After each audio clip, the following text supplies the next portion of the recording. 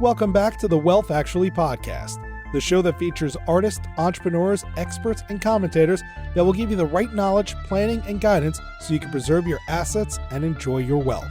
Learn more and subscribe today at wealthactually.com. And now, here's your host, Fraser Rice. Welcome back to the Wealth Actually podcast. I'm Fraser Rice. Shelton Wilder will be the first to tell you that the Los Angeles residential real estate market is no joke. Building a successful practice in the space is hyper-competitive. The glitz and glamour portrayed on Bravo don't tell the story of struggle and heartbreak that exists in this world. We're going to cover the complexities of the LA market and Shelton's marketing acumen, including the increased speed and professionalism required for modern high-end real estate. However, the real story is Shelton's persistence and ability to overcome adversity. We'll talk about her coming back from her difficult experience on Shark Tank. That experience and struggles with other businesses inform her success today. Finally, we're going to detail her ability to use persistence, family, and the power of sobriety to enhance her decision-making. Welcome aboard, Shelton. Hi, thank you so much for having me. I really appreciate it. Well, I'm thrilled to have you on. As a native New Yorker, I have my own thoughts about real estate and where it fits in people's portfolios and what the New York real estate market is. I'm fascinated not only from sort of Bravo TV types of forays into what Los Angeles real estate is about, but also where it fits in just in the general scheme of things. And it's got to be a hot market right now. Describe for me what you've been seeing the last couple of years, and we'll start from there. Okay, so thank you again for having me. And the real estate market is really booming here in Los Angeles. I know across the country, but really here. And it's just, been going up in some areas, even 20% in the past couple of years. It's just been wild. There's multiple offers on properties. Pretty much everything's selling unless you overprice it. There are cash offers all the time, people waiving loan and appraisal. Pretty much the only way to get an offer accepted is to waive loan and appraisal, those contingencies, and the multiple offer situation so that you can compete with cash. And so, yeah, that's kind of in all of the areas. Some properties we had a property last year that went 625 over asking. We were not expecting that. I've seen some this year that my clients have offered on that have gone $1 million over asking. So it's really very busy and people are really just trying to get into the market and get a house. So for the casual listener who's not LA based, how do you break down a large city like LA and where the hot spots are? And this is a huge question, but it's like, how do you break down New York? When you're thinking about LA, how do you divide it into manageable parts? Okay, that's a great question. So I actually live in Brentwood, and that's where our office is at Sotheby's. And so we call that the West Side. So it's Brentwood, Santa Monica, Pacific Palisades, Mar Vista, Venice, and Marina del Rey, and even West LA. So that's kind of West Side that they call it, Westwood.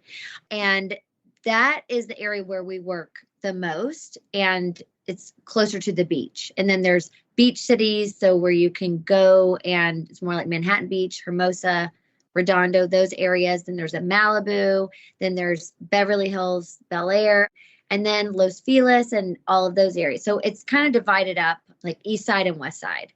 So you've got sort of native Angelinos, I'm sure, who understand what's going on. They know where they're going to be. More importantly, they know where their work life is so that they don't have a 2-hour commute each way. And so they know where to live in conjunction with where their life is. I'm guessing that you get some interest from people who are just sort of diving into LA sight unseen, looking for investment properties, or sometimes not even with that much thought. How do you think about that for them, and how do you educate them to make a smart choice? For living there, or? Let's start with investment first, and then lifestyle on top of that. Okay, great. So investment first. It just depends on where you want to put the money with which area. I always say it's great to put the money in the areas that you would want to live in too. So you always have that there. And then there's can be, duplex, triplex, and all these different, ones that you can purchase and get in there, where you have a lot of people too that we will suggest to people like, okay, you want to get in the market, but you don't want to just get a condo. You can get a duplex and be able to get in the market that way, so you can have someone paying for half of your mortgage. So those areas, but everything is really in the million plus range. There's not really much under that at all. People are asking, they're like, oh, I want something in the wrong city. I'm like, oh God, so because we are even looking for something. We're getting something for our nanny. And so we're looking up to like 800 to $1 million. So we're having to go even farther down to like Inglewood or Hawthorne and those areas. And even it's hard to find in those areas a duplex. So everything's just really kind of been spiraling, and the price is just really going up. It's because people know it's a good investment. Things are maintaining their value here. Everybody still wants to live in LA. It's a hot area. There's so many jobs here. And so it's just hot. Which parts of LA correspond to which lifestyles? So, the actors are up in Hollywood Hills or beyond, and they don't have to worry about 9 to 5. So you don't have to worry about coming down the hill and getting to the studio in a particular amount of time. Whereas the financial services world is more Studio City, that type of space, my guess is, in Beverly Hills. And so for the people who are lawyers, accountants, business people versus Hollywood actors versus people with less to do, maybe, does that go into the decision? I think it really goes into the decision, as well as if people want to be closer to the beach. I think that's a big decision. If you want to be more in the city, and that's fine, or more near the studios, or there's a lot, they call it Silicon Beach, and it's all the tech that's right there. It's happening. And so I feel like there are a lot of people that move here from other areas. Just like me, I moved here from North Carolina. So I always wanted to live on the west side because I wanted to be closer to the ocean with the cooler weather and everything. Because also you can live in the valley. That's a whole nother section of area. And the valley is a gigantic area of all these different areas. There's Tarzana, Studio City, Sherman Oaks, Encino, and then farther Calabasas. So, and there is a big difference in weather. It can range 25 degrees in all of those places I just shared with you.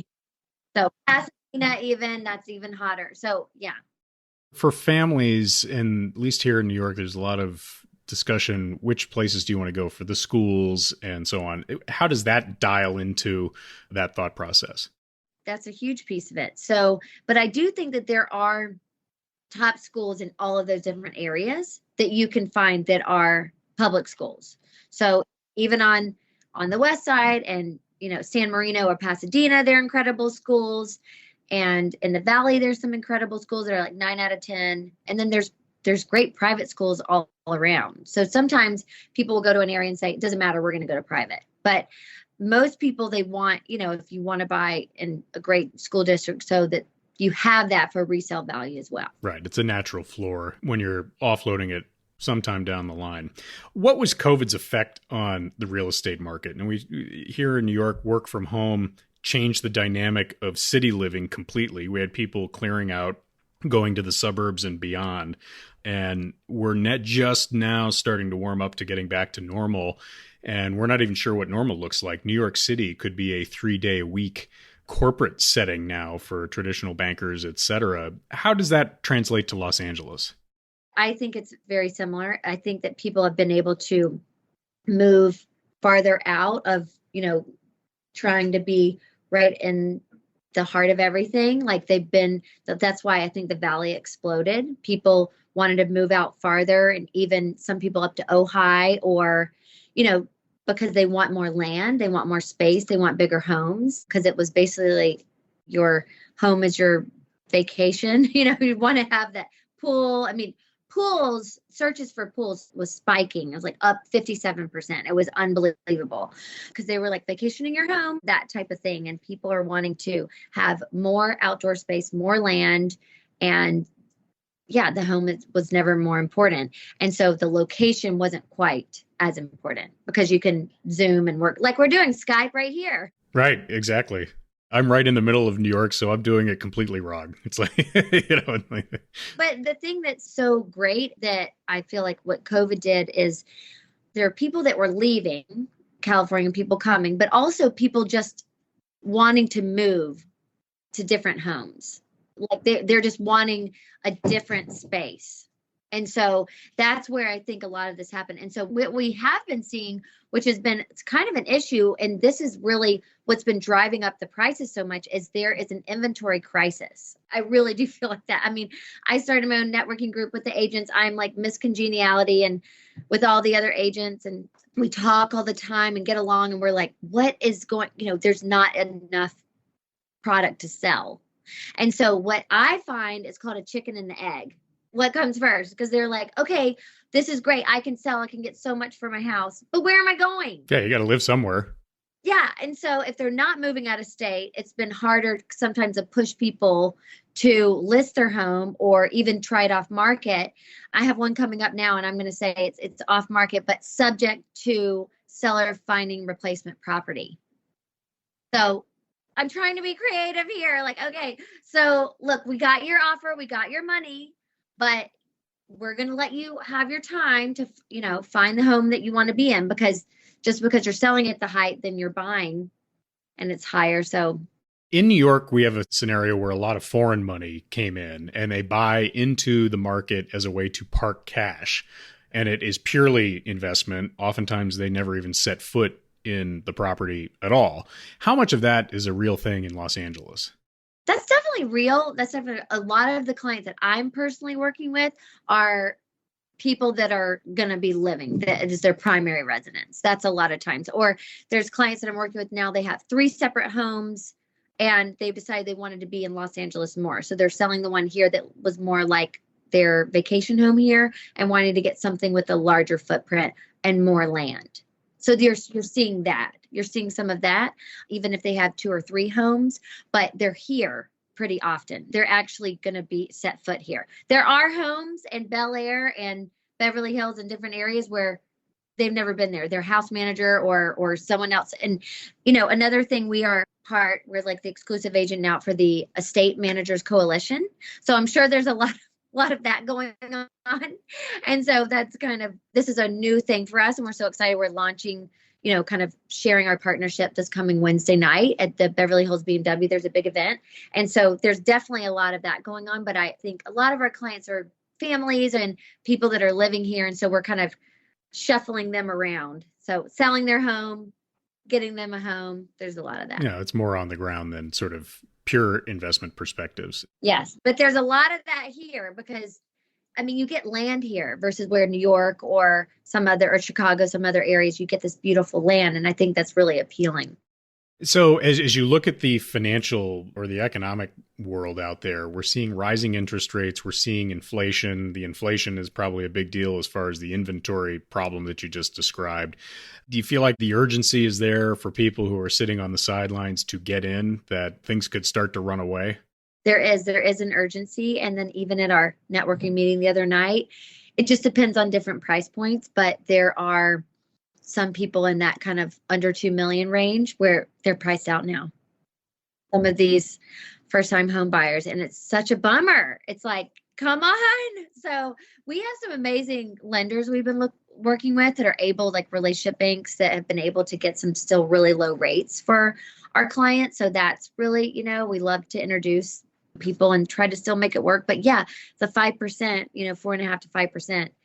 It'll make it your budget from 2 million to 1.8, or, change from 2.75 to 2.5 or less. So it is going to, I think, have some sort of effect. But some people are saying, it's just instead of 30 offers, there'll be 18 offers. Right. Well, then that'll be okay. And they'll be higher quality because they'll be the people who can stomach the debt. So I try to tell people when they ask me, where are interest rates going to go? I say, number one, I have no idea. Every time I've tried to predict it, I've been wrong. Number two, I can remember when it was up to 7%. And my dad was a person who was a big deal in the savings and loan industry back in the early 80s when a mortgage was 12%. Or 18%, everybody tells me about. That's right. Oh, whoa. So I still believe, like I tell the story, even at our personal house in Brentwood that we bought 4 years ago, we had to do like an income statement loan and our rate was 5.3. And everybody's like, oh my God, I don't care. We got in. And now we're down to 2.55. But, because we kept redoing it. But I'm just saying, like, just get in. If you want to buy, because I call it living in your bank account. That's my little trademark. I'm like, people are like, oh, what do you do? I'm like, I help people build wealth and I help them to live in their bank accounts. Cause it's just, our home is now worth 1.5 or 2 million more than it was 4 years ago. So it's like, it wasn't that great article. I don't know if you saw it that said that your home made more money than you did last year for you. Right. Did you see that was like this great article?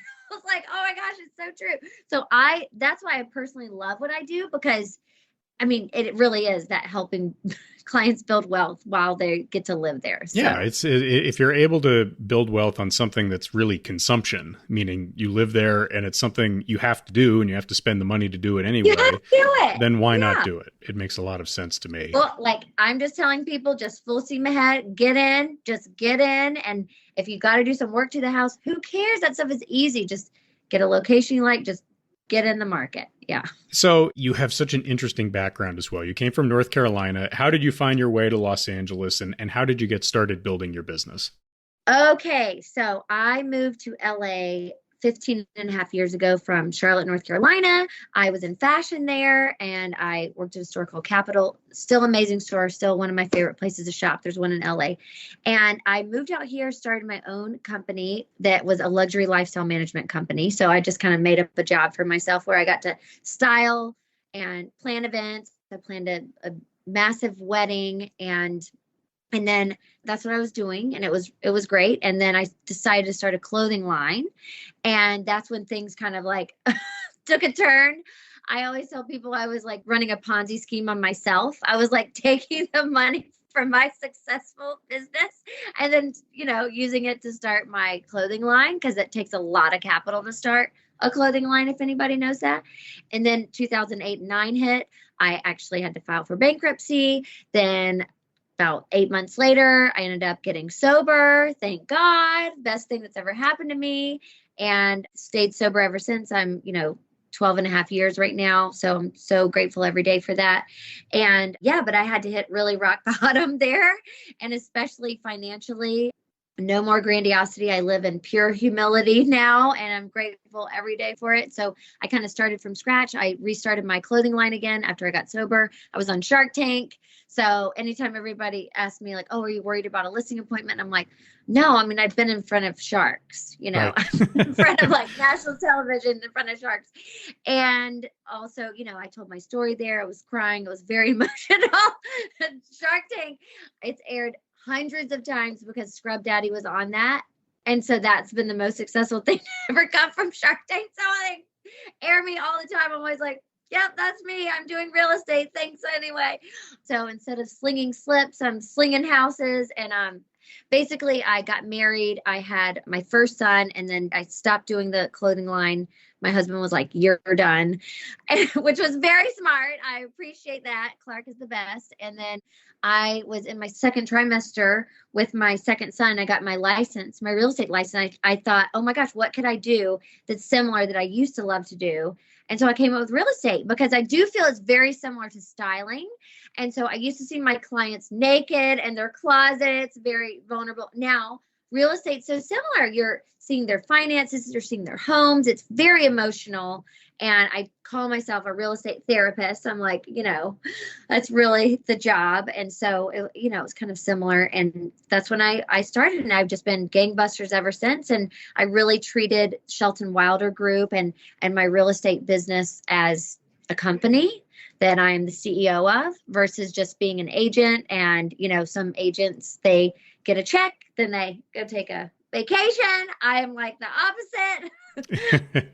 I will tell you, I am complete workaholic. I mean, I definitely transferred that into what I do, but I actually love it so much. It doesn't really feel like work, but I do work probably 70, 80 hours a week, which I love. And I love everybody on my team. I have an amazing, amazing team. I have a COO. He's sitting right over there. I have the best assistants, and I have 5 people on my team and 7 staff, and it's just like a family. So to circle back to the bankruptcy and the sobriety, what did you take from that helped, aside from the process of going to the depths? What steps in there got you the vision and the clarity to propel you forward?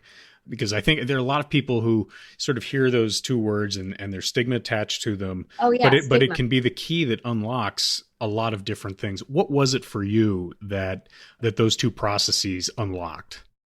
I would say that humility is what came out of it, because I was very young. I'm 43 now. I was very young. I was making a lot of money. I was running in the big crowd. I had a driver. I had all these assistants. I had all these things. And my grandiosity really kind of got out of control. And then the spending and all, I think the alcohol and the money was so related, and it just kind of really got out of control. I mean, I wasn't correctly running my business. It was a joke. I was just all over the place. So I really had to get a handle on that and to kind of pull back. And then to this time, I'd run many businesses now that I was able to be in humility and gratitude. I mean, and also being who I am now. I mean, there's no drinking. There's going to bed. Every time I'm going to bed each night, it have to be in integrity, and I have to have the highest in ethics. I mean, so I think that's a really important characteristics to have in a realtor. And so, I can't tell a lie. I'm like, my fiduciary duty to my clients means everything to me. My husband's a lawyer, my dad, my brother, like I'm really take that part seriously. And yeah, I think that that's what I got out of it is through, sobriety and learning all those tools and really growing up, honestly. So I think it's good. I think it's good to get knocked down and you're like, oh, the Phoenix will rise again, but rise in a very different way with all your ducks in order. And then, it's been a fast process. I mean, like numbers wise, my growth, but slow enough for it to be like checking in on every part, just not getting ahead of myself like I did before. Well, and this next phase of success, it sounds like the gratitude is so present and forward in all of this that maybe it wasn't there before, or maybe you'd taken things for granted. It was not. This girl, no. I mean, I was still myself, but just some of those things were just lacking. And I think it comes also with age, but if you're abusing alcohol and I wasn't myself. And so now it's just like I'm the best version of myself, and I love everyone that's around me. I truly love my clients so much. I mean, they become like family to me, and my team, I appreciate them so much, and anything I can ever do, I want everybody to always be happy. And yeah, there's no diva. I do not a diva. Like that is throw her out the window. She is dead. We got rid of her. Yes. Well, no more divas, but you are diving into media and the concept of marketing around what you're doing. And I would say it's restaurants in New York and real estate in Los Angeles as the two most competitive environments in the world to try to do anything. And so, first of all, you said something which I didn't know before. Tell us just a little bit about your Shark Tank experience, because I think there's a lot of mystery around that for listeners. What encompassed that? Okay, so it was a crazy experience that happened so quickly also. So basically a friend introduced me to someone, and I'd had my clothing line. I was working on it again, and I changed the name, and it was Shimmy. And I talked to the producers. They said, get a little reel together, it's not, I guess not a sizzle, like it's actually on YouTube. It was really funny. It was like 5 minutes, my audition tape. Okay. So we filmed it.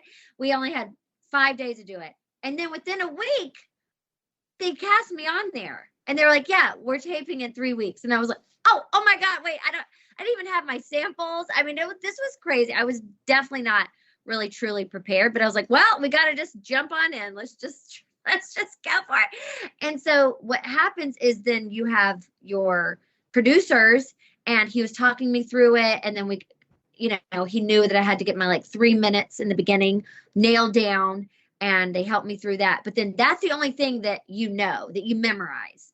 And then they go for it. They ask you the question. So you go audition the one time, they make sure that you're good. And then they said yes. And then you have to be locked in this room, and then they take you in, and then you walk out, and you've never met the sharks, and they're just standing out there.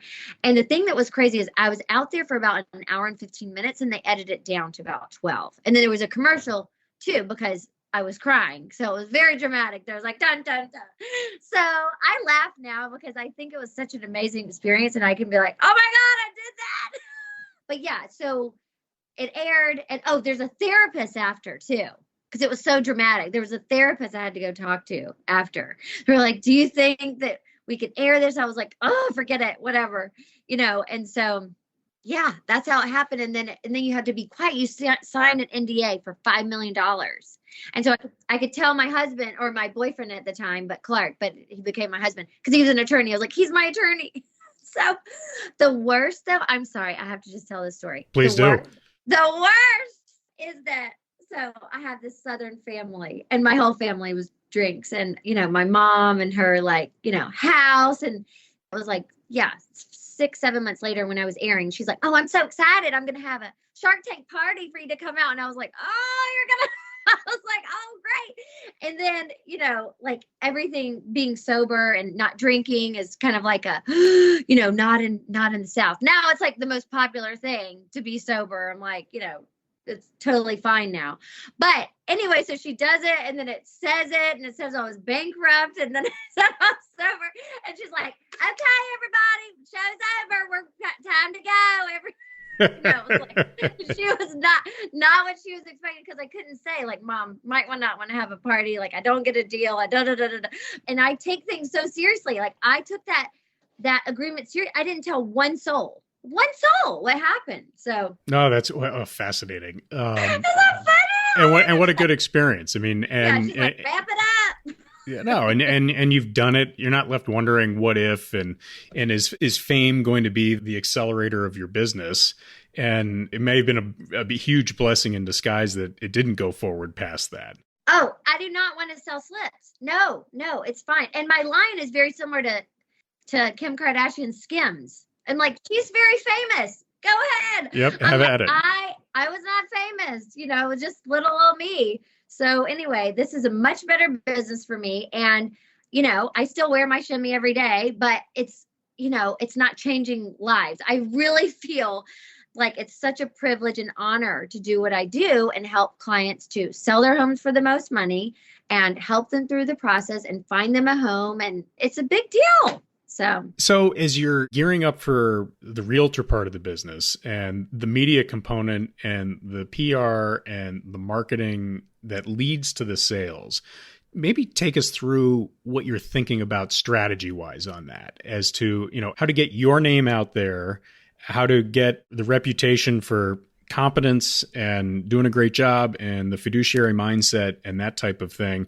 But then also there are all these tools out there, digital and otherwise. How do you prioritize what's useful and what's not useful in the LA market for this type of thing? Okay. So I will just share how I I think built a name so quickly. So this is my sixth full year in real estate. Last year, we sold around $100 million, the fifth full year. I've built this team, built everything. And I really think a lot of it has been built because of Instagram and social media. And I have been doing these Wilder Wednesdays. This is year 6 for me of these weekly videos, putting myself out there and talking either about the market or cool local places. I think a big part too is, and that's why I think $1 Million Listing is so successful and Selling Sunset and all these things, because people want to see who you are and the personality. And so this is exactly what I look like. There's not a photo of me from 20 years ago. You can see a video, you can see my face, you can see exactly what I look like, what I sound like, what my voice is like, and how I'm going to act in my mannerisms. And that's, I think, really helped. So you get the videos out, and that's kind of how I started growing my Instagram, and people around the country, a lot of agents follow me. And then also, I think that with my sphere of influence, people see, and that's kind of how they're like, oh, you should meet Shelton. Here, I'll send you her Instagram. People don't send my website. They send my Instagram.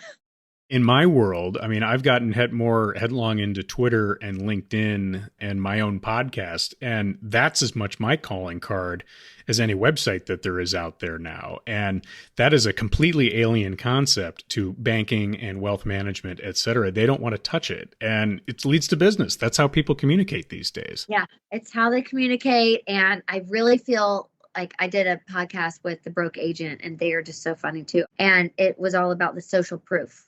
It's really proof.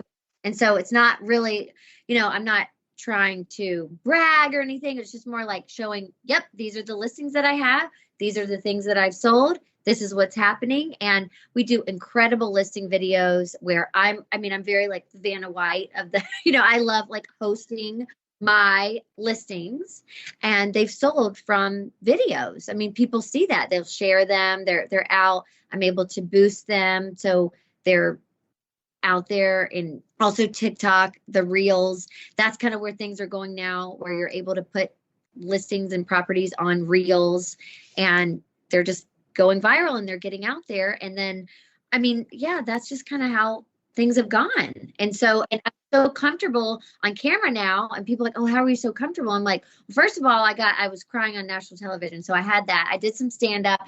I did some improv, because sometimes in life you're like, why am I doing this right now? I don't think I'm going to be the next Chelsea Handler. That was never my plan. I'm not like, oh, I can't wait to go do stand up around the country. No, but it's good just to have some practice to do it. But also doing Wilder Wednesdays for every single Wednesday for over 5 years. That's a lot of practice. You're just gonna get better. You're going to get better. You have to.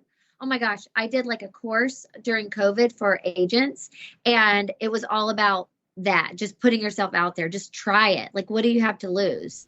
So what do you think of the traditional ways that the listings got out, the expensive glossy magazines, New York Times? Is that over? Do you still have to do it? How do you think about the old ways of doing things? Is that still necessary blocking and tackling, or do you think now that the new broker really should fast forward past that, or could fast forward past that? A lot of our listings, they just sell so quickly. We're really good at pricing, and there's no time for it to hit some magazine. Right. Interesting. And then also we do a lot of off market. I think, what is it for us? Like 35-40% of our deals this year have been off market so far.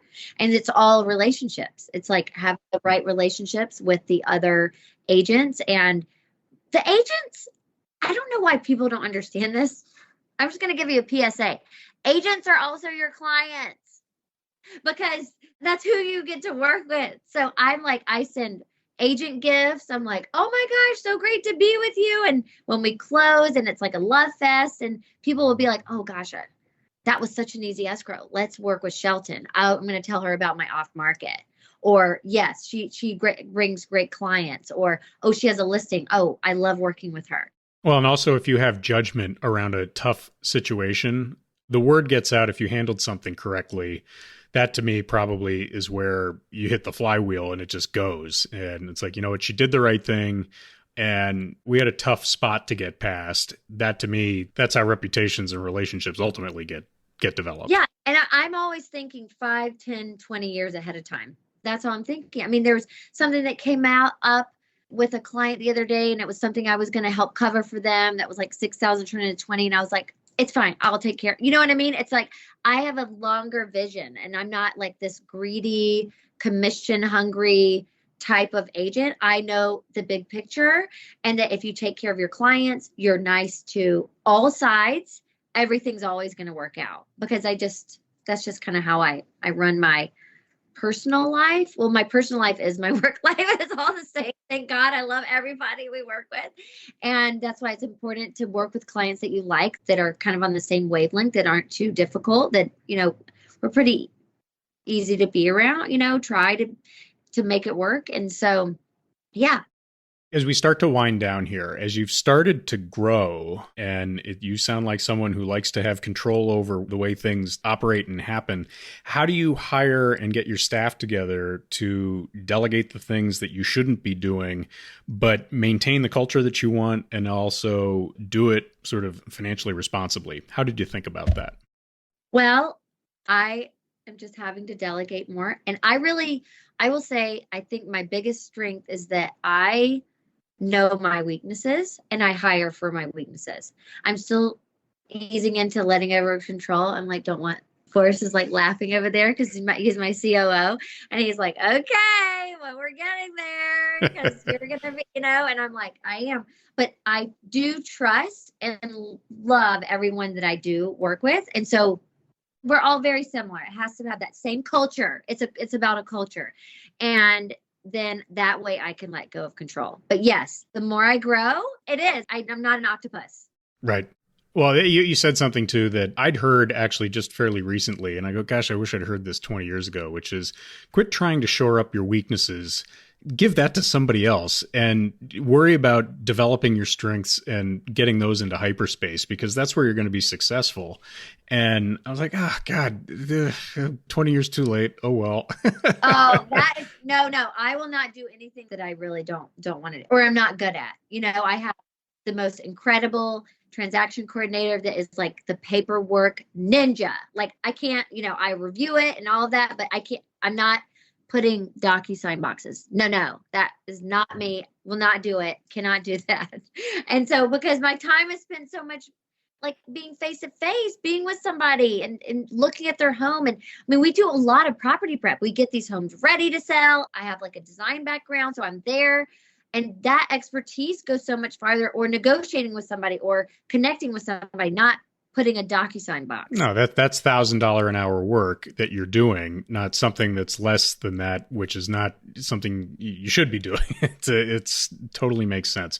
Okay, let's wind up. This was so much fun. I'm glad we could do this. You're so fun.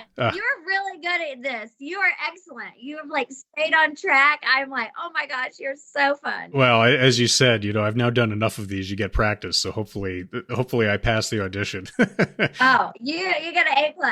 So, Shelton, tell us, how do we keep track of you? And let us know not only sort of websites and things like that, but what should we be looking for in the next few months or so on that you've got on the plate? Okay. Well, so you can find me at sheltonwilder.com or Instagram as Shelton Wilder Estates. And yeah, pretty much as my name is everywhere. So that's pretty easy. And then I have hired a PR / producer. And so we are kind of working on a show. So fingers crossed, that would be so fun. Something very different than what's out there now. We're not trying to recreate what has already been so successfully created. And yeah, my big goals are, I want to do this till I'm like Betty White. I love her till I'm like 100 and I'm 43. So I'm going to be sticking around the real estate game for a very long time and want to have a national and international team. And yeah, I hope you'll see a lot of me out there. It's terrific. And we will follow your progress and keep the phone line open, because when things happen in LA, I want to hear updates on the market. Oh, yeah, definitely. Yeah, it might be a fun future segment too. I will have your contact information on the show notes. And thank you very much for being on. Yes, thank you so much. Take care. Thank you for listening to this episode of Wealth Actually, hosted by Fraser Rice, author of the book Wealth Actually and a leading private wealth manager.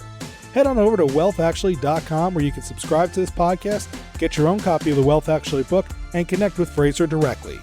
We'll see you next time on Wealth Actually.